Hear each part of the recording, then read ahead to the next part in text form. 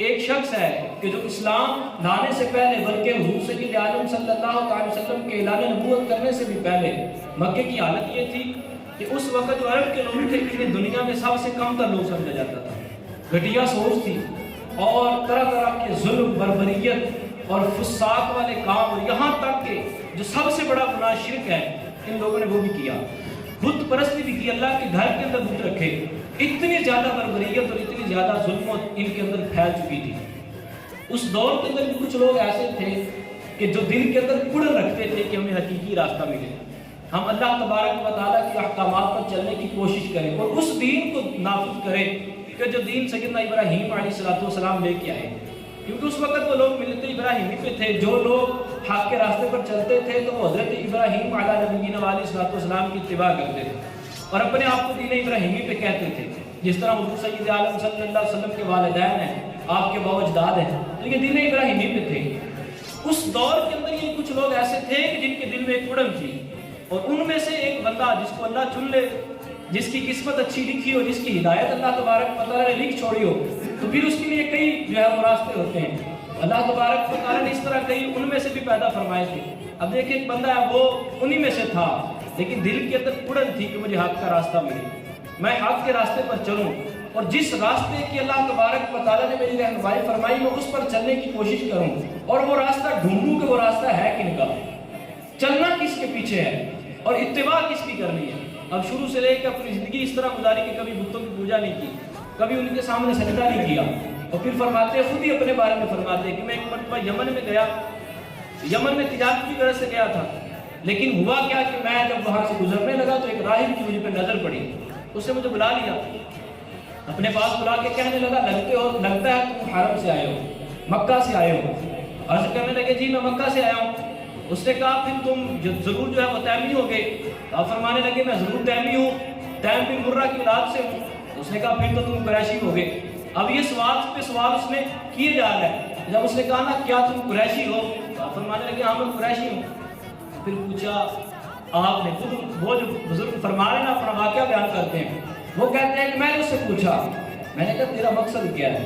تو مجھ سے کیوں اتنی تفصیلیں پوچھ رہا ہے کہ تم کہاں سے آیا ہے، کہاں جا رہا ہے، کس قبیلے سے تعلق رکھتا ہے۔ اس نے کہا یہ بتانے سے پہلے تو اپنے پیٹ پہ کپڑا ہٹا، پیٹ سے کپڑا ہٹا، میں نے کچھ دیکھنا ہے۔ آپ فرمانے لگے کہ میں اس وقت تک کپڑا نہیں ہٹاؤں گا جب تک تو یہ مجھے بتائے گا نہیں کہ تیرا مقصد کیا ہے، تو یہ کیوں پوچھنا چاہ رہا ہے۔ اب اس نے کہا، راہب کہنے لگا کہ میں نے اپنی کتابوں میں یہ پڑھا ہوا ہے۔ اب دیکھیے جس کے بارے میں اللہ نے ہدایت لکھ چھوڑی ہو، جس کی قسمت اچھی لکھ چھوڑی ہو، پھر اس کا دل بھی اس طرف اللہ مائل فرما دیتا ہے۔ اب راہب نے کہا کہ میں نے اپنی پہلی کتابوں میں پڑھا ہوا ہے کہ مکے کے اندر، حرم کے اندر قبیلہ قریش میں سے ایک نبی پیدا ہوں گے، ایک نبی پیدا ہوں گے جو آخر الزمان ہوں گے، خاتم النبیین ہوں گے، تمام انبیاء کے سردار ہوں گے، اور اللہ تبارک و تعالیٰ نے انہیں اپنی محبوبیت کے درجے پر فائز فرما رکھا ہے۔ میں نے یہ پڑھا ہے، اور پھر میں نے یہ بھی پڑھا ہے کہ ان کے دو ساتھی ہوں گے، ایک ان کے اندر جنگوں کے اندر، مہمات کے اندر جو ہے وہ آگے آگے پیش ہوگا اور بڑا ہی بہادر اور نڈر ہوگا، اور اللہ کے رسول صلی اللہ علیہ وسلم کی امت کا مددگار، مشکل کشا ہوگا۔ اب دیکھیے یہ اس یہودی کا بھی نظریہ تھا کہ ان کے ساتھیوں میں سے، خود نبی نہیں، ان کی تو شان ہی برابر برابر، وہ فرما رہے ہیں کہ ان کا ایک ساتھی ہوگا جو ان کی امت کا مشکل کشا ہوگا، امت کا مشکل کشا ہوگا۔ اب لوگ اس پہ بھی اعتراض کرتے ہیں، تو میں نے پورے جمعے کے اندر ایک تفصیل آپ سے عرض بھی کیا تھا۔ اب دیکھیے اس نے کہا وہ امت کا مشکل کشا ہوگا، اور ایک ان کے ساتھ ایسا شخص ہوگا جو بڑا کمزور البدن ہوگا، سفید رنگت والا ہوگا، نجیف البدن ہوگا، اور وہ اتنا وفادار ہوگا کہ اس سے بڑھ کر کوئی ان سے وفا کرنے والا ہی نہیں ہوگا، اور اس کی بڑی شانیں ہوگی۔ تو پھر آپ نے اپنے پیٹ سے کپڑا ہٹایا اور آپ کی ناک کے اوپر ایک تیر کا نشان تھا۔ جب اس نے وہ نشان دیکھا تو راہب نے چوما اور کہنے لگا اللہ کی قسم وہ شخص آپ ہیں، اللہ کی قسم وہ شخص آپ ہیں۔ آپ فرماتے ہیں پھر میں وہاں سے پلٹا، یمن سے مکے واپس آیا تو مکے میں ایک شور برپا تھا،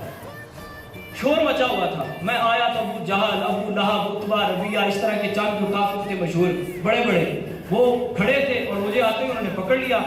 کہنے لگے تیرے دوست نے جو جس کو تو اپنا بڑا محبوب سمجھتا ہے اس نے تو بہت بڑا دعویٰ کر دیا۔ میں نے پوچھا کیا دعویٰ کر دیا؟ انہوں نے کہا کہ اس نے تو کہا میں اللہ کا نبی ہوں، میں آخری نبی بن کے آیا ہوں، تمام انبیاء کا سردار ہوں، اور اللہ کی عبادت کرو، بتوں کو پوجنا شرک ہے۔ اس نے تو اتنا بڑا دعویٰ کر دیا ہے۔ آپ فرمانے لگے میں نے ان کو بڑے آسان طریقے سے بڑے اچھے طریقے سے پیچھے پھیر دیا، کیونکہ آپ کے قبیلے کے بڑے معزز شخص تھے، وہ بھی معززین تھے، شرفاء تھے، سردار تھے، تو کہتے میں نے بڑے اچھے طریقے سے ان کو واپس پھیرا اور پھر میں پلٹا اور محمد عربی کے گھر کی طرف چل پڑا۔ کہتے میں وہاں گیا، کسی سے پوچھا وہ کہاں ہے، انہوں نے کہا وہ خدیجہ الکبریٰ رضی اللہ تعالیٰ کے گھر میں تشریف فرمائے۔ کہتے میں وہاں پہنچا، دروازے پہ دستک دی، حضور باہر تشریف لائے۔ پھر میں نے سوال کیا، میں نے کہا دوست آپ نے اتنا بڑا دعویٰ کر دیا، میں مکے میں آؤں تو میں نے سنا آپ نے بہت بڑا دعویٰ کر دیا، آپ کہتے ہیں میں اللہ کا نبی ہوں۔ حضور سید عالم صلی اللہ علیہ وسلم فرمانے لگے بے شک میں اللہ کا نبی بن کے آیا ہوں، اللہ نے مجھے اپنی نبوت کے لیے چن لیا اور میں لوگوں کی ہدایت کے لیے آیا ہوں اور میں اللہ کا آخری نبی ہوں، اور میں تمہیں یہ بتاتا ہوں کہ بتوں کی پوجا کرنا شرک ہے اور ایک وحدہ لا شریک کی عبادت کرو۔ اب وہ فرمانے لگے کہ میں آپ کی بات کی تصدیق کرتا ہوں، آپ سچے ہیں، صادق الامین ہیں، پوری زندگی کے اندر آپ نے کبھی جھوٹ نہیں بولا، 40 سال میرے آپ کے ساتھ گزرے ہیں لیکن آپ کی زبان سے کبھی جھوٹ نہیں سنا، لیکن